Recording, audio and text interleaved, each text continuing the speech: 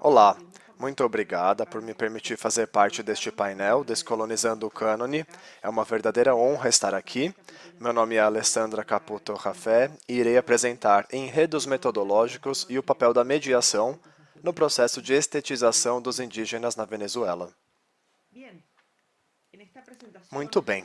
Nessa apresentação, eu volto ao problema metodológico que enfrentamos ao estudar as formas de manifestação estética que se encontram fora dos circuitos institucionais da arte na tradição ocidental. Cabe ressaltar que eu utilizo o termo aqui estética, entendida em sentido amplo, como forma de transmissão de conhecimento através do sensível. Apesar de ser um assunto amplamente abordado a partir da antropologia da arte, ainda há pouco diálogo com as demais disciplinas relacionadas à arte. História e teoria da arte, estética, estudos visuais, etc. A integração da arte indígena nos circuitos e instituições da arte implica, por um lado, uma intenção específica por parte dos agentes que produzem essas manifestações e também uma conciliação ou adaptação às linguagens e critérios estéticos desenvolvidos a partir do Ocidente, bem como as devidas mediações para atingir instituições e mercados artísticos. Em muitos casos, a vontade de fazer parte dos discursos artísticos da parte dos agentes indígenas levou a uma reivindicação política e a uma desestabilização fecunda dos discursos estéticos hegemônicos perpetuados pelas instituições ocidentais. Estou pensando aqui, por exemplo, na obra do artista chileno Mapuche, Sebastián Calfuqueo. Porém, por outro lado, ainda existem múltiplas vozes indígenas retiradas das mediações colonialistas e paternalistas, que se baseiam em preceitos que perpetuam uma distância intransponível entre o que vem da tradição europeia e a sua alteridade cultural. Surge então a seguinte pergunta: as obras de arte indígenas têm de ter sido feitas intencionalmente como arte, ou seja, destinadas a e produzidas de acordo com os parâmetros de uma linguagem artística ocidentalizada para entrar nas instituições artísticas? Por que geralmente são retiradas? Por que geralmente estão nos museus de etnografia, antropologia e mesmo ciência? Esses objetos que transmitem conhecimento por meio de suas linguagens visuais ou linguagens sensíveis em geral, mas que não são feitos com a intenção de serem artísticos do ponto de vista do cânone ocidental. A verdade é que poderia-se dizer que até o alvorecer do século XXI, o processo de inclusão do mundo ameríndio nos discursos, nas instituições e na episteme dominantes foi fundamentalmente marginal e continua a representar um desafio pendente nos dias de hoje. E para desvendar essa relação complexa do mundo indígena com a arte, a partir de uma perspectiva descolonizadora, acho útil começar falando do começo da relação entre a cultura dominada e de dominação. Para entender assim o peso e a profundidade que esse desafio implica, isso diz respeito a todas as áreas do conhecimento. Começamos nossa análise com os primeiros objetos e as primeiras concepções que surgiram do Ocidente da cultura material ameríndia. Perceberemos assim que a construção do conceito de arte relacionado ao indígena é, na verdade, um conceito muito recente, já que desde até o início do século XX, os indígenas eram principalmente objetos de estudo da ciência. No início da colônia, objetos culturais do mundo indígena chegavam à Europa nos armários de curiosidades, como vemos nessa imagem do Museu Wormsian do século XVI, onde também estavam alojados espécimes de animais dissecadas, espécimes de vegetais dissecados, pedras, até o corpo dos ameríndios, vivos e mortos, que são transferidos como espécimes ou exemplares, objetivados aí para apaziguar a curiosidade científica ou exótica e até mórbida do olhar europeu. Ou seja, todo o conhecimento sobre o mundo ameríndio partiu das descobertas, classificações e descrições do mundo natural. Por isso, se levarmos em conta a velha dicotomia entre o natural e o humano dentro do pensamento europeu, o ameríndio se enquadra no paradigma do homem no estado de natureza e, portanto, não gozava do mesmo grau de humanidade que o europeu. É preciso esclarecer que a desumanização do estranho, do inimigo, não é uma prática exclusiva dos europeus na primeira modernidade do século XV ou XVI. E não é surpreendente que, desde a chegada dos colonos à América, os indígenas tenham sido constantemente desumanizados. Isso explica, por exemplo, a constante associação do ameríndio com o canibalismo, ação que coloca por excelência quem o pratica nos antípodas da humanidade, do ponto de vista da perspectiva ocidentalizada. E é claro que, embora algumas culturas ameríndias pratiquem o canibalismo ou praticassem o canibalismo, certamente não é assim que isso é retratado, nesse caso, na obra de Albert Eckhout. É verdade que houve personagens como Bartolomé de las Casas que ajudaram a reivindicar o caráter humano dos indígenas, concedendo-lhes o benefício de terem alma e, portanto, o direito à vida. Isso quando eles, é claro, abraçaram a fé cristã. Em todo caso, surpreende o fato de que, particularmente no continente americano, os museus de ciência continuem a ser os principais depositários de coleções etnográficas e pré-colombianas. Cabe destacar que, durante o Iluminismo e a institucionalização do museu, foi feita uma severa divisão entre os objetos culturais produzidos pelos europeus e as civilizações com as quais se sentiam identificados, e, por outro lado, os objetos culturais de sociedades consideradas de interesse científico. Fica claro que, de uma certa perspectiva, muitos elementos da cultura material que não foram originalmente realizados como arte são chamados de arte, como a arte egípcia, a arte medieval e até a arte grega. Cabe destacar que essa visão dicotômica entre as artes com letra maiúscula e as artes menores, por mais que tenham tentado desmoronar em várias ocasiões, eu estou pensando aqui em Bauhaus e outras instâncias em que os objetos utilitários e artesanais conseguiram penetrar na instituição artística. No entanto, essa dicotomia não foi possível de superar até os dias de hoje, inclusive. E isso se vê perfeitamente na introdução dos indígenas no museu.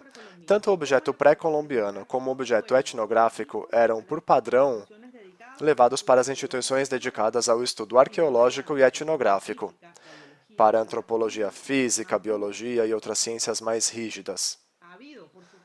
É claro que houve algumas tentativas de elevar essa cultura material ameríndia à esfera das altas artes, como é o exemplo das obras que eu estou mostrando aqui, por dois historiadores e críticos da arte venezuelanos,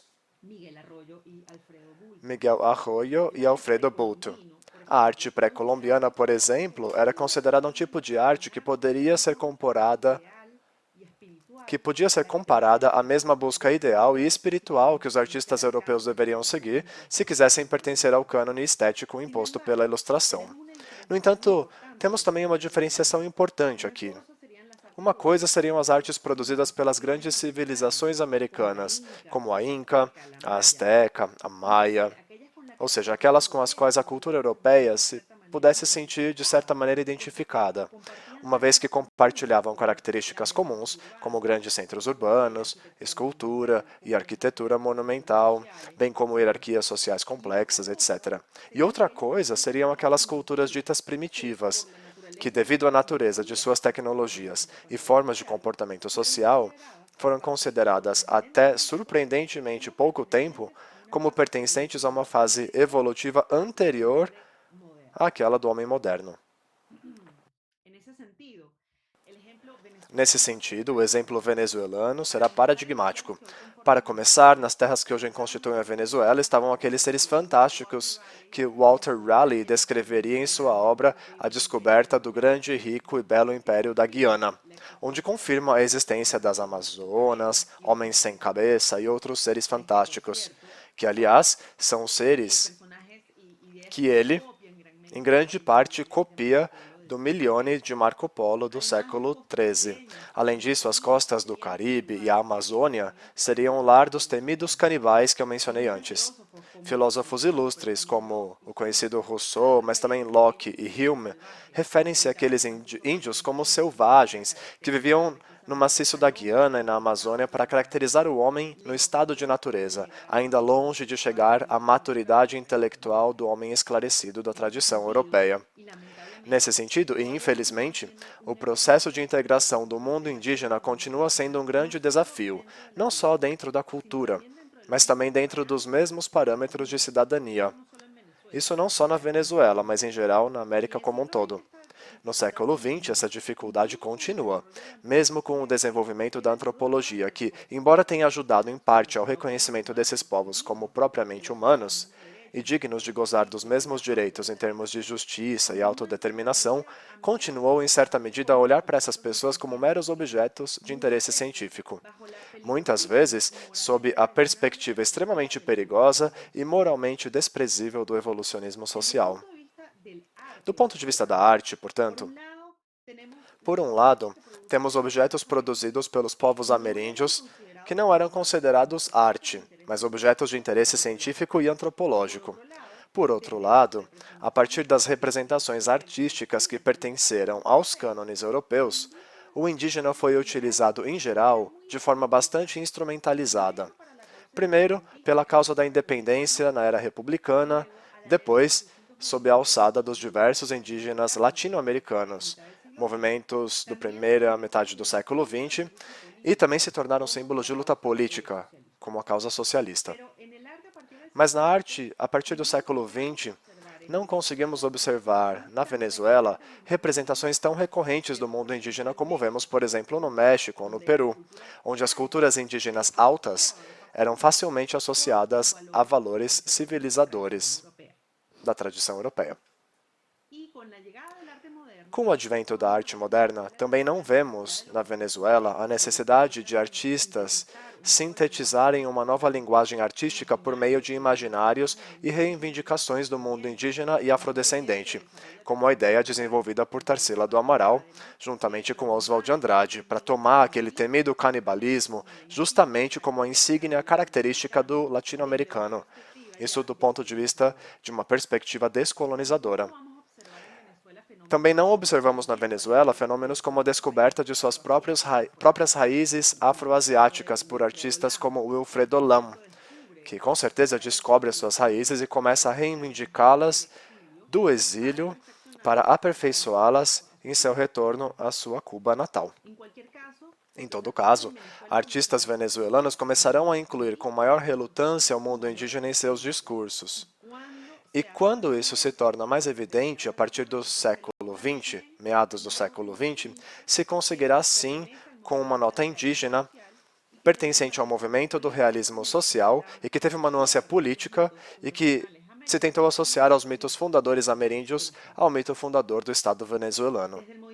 A partir do movimento artístico dominante na Venezuela na década de 60, como a abstração geométrica, observaram-se algumas influências formais, sim, do ameríndio dentro do desenvolvimento da lógica visual dos artistas venezuelanos. Isso pode ser observado sobretudo no desenho de alguns logotipos institucionais, como o do aeroporto de Maiquetía, idealizado por Gerd Leufert, que se inspira nos babadores de pedra das culturas de Andes venezuelanos. Também encontramos essa arte na região do Amazonas. No entanto, há poucas referências diretas às visões de mundo, cosmovisões e lógicas visuais ameríndias durante o período da arte moderna.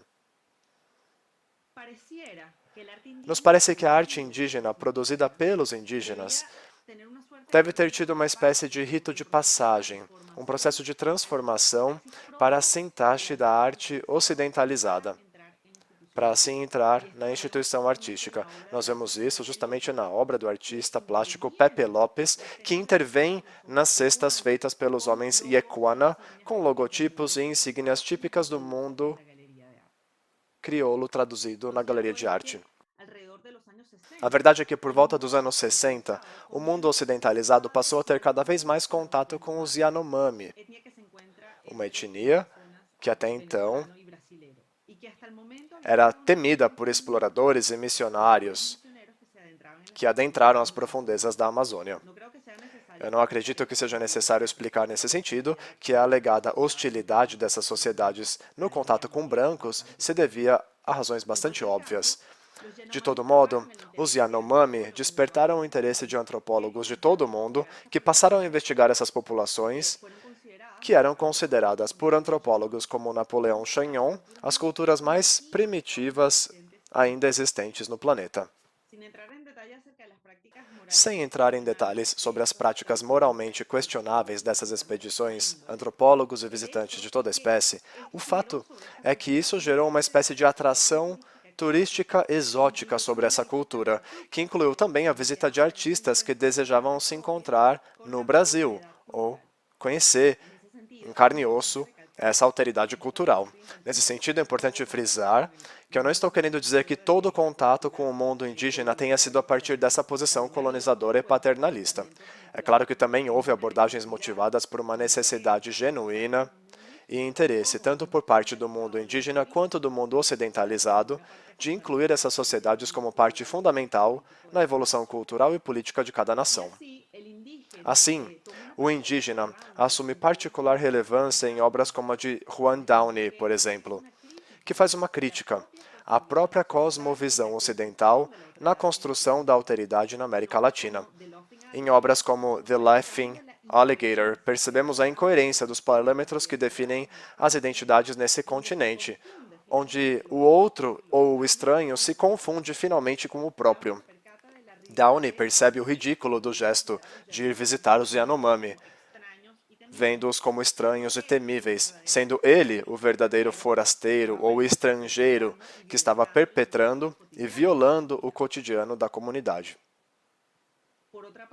Por outro lado, encontramos também intercâmbios muito interessantes em intervenções como as realizadas pela Companhia Teatral de Eugênio Barba, radicada na Dinamarca, El Odin Teatret, em que se realizou um verdadeiro festival ritual em que não só uma parte foi dedicada ao espetáculo O Outro, suas danças e costumes, mas tanto o grupo de teatro quanto a comunidade Yanomami se envolveram em um conjunto de danças e cantos, fazendo assim um verdadeiro intercâmbio cultural.